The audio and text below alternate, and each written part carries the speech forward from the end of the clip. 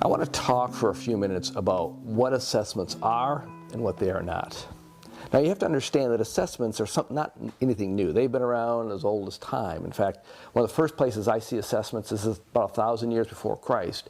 In the book of Judges in the Old Testament, in the Bible, you see a man by the name of Gideon using an assessment of what we call behavioral assessment. He assessed how people drank water for their fitness for battle later on. And so it was an assessment in one venue, in one set of behaviors, used to predict how they would do in another set of behaviors. And that's basically what assessment is.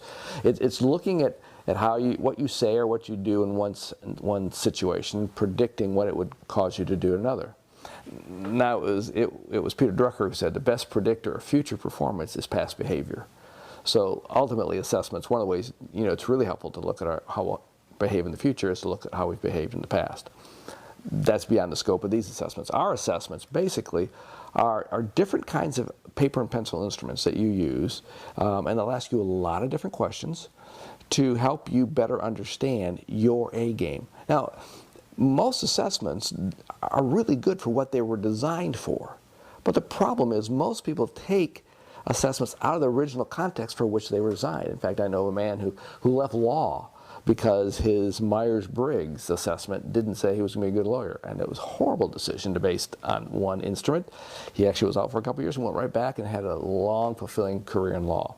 So you have to be careful to take one assessment and make lifelong decisions. And that's why we do a couple things in Healthy Growing Leaders. We use multiple assessments because it's like triangulation. If you look at someone from one perspective, you get a picture. But if you look at it from 2 or 3 perspectives, you get a much fuller and better understanding of that person.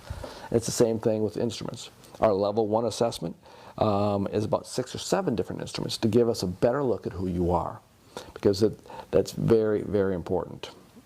One thing to keep in mind as you do assessments is to say assessments is to understand that assessments are best done when we assess toward a target. In other words, for me to assess someone, to assess you for using even these instruments, it's best to know what we're assessing you for.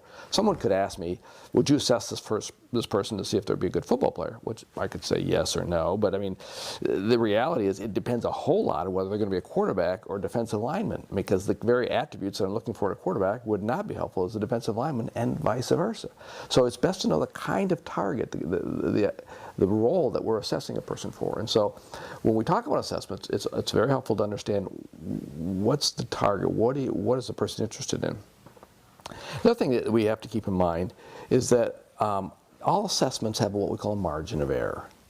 And if someone says that this is a perfect assessment, they don't know anything about assessments, because assessments, all assessments have a margin of error. That's why we use multiple assessments, first of all. Second of all, it's also why we use assessments in what's called confirmatory manner, rather than to confirm what we've seen in life. Because ultimately, the best assessment is to do something. If someone wants to know if they're an entrepreneur, they can start a business or a church or something like that, the best way to really assess them is let them do it. That's also the most expensive way to do it, because it could take a high personal toll and everything else. That's why we do other assessments, which are much less expensive and much less invasive, to give us an indication of whether they have the attributes or not. So this is the general approach to assessment that we use in Healthy Growing Leaders. And I think as you look at the various assessments we use, you'll see how they do assess people from a different perspective.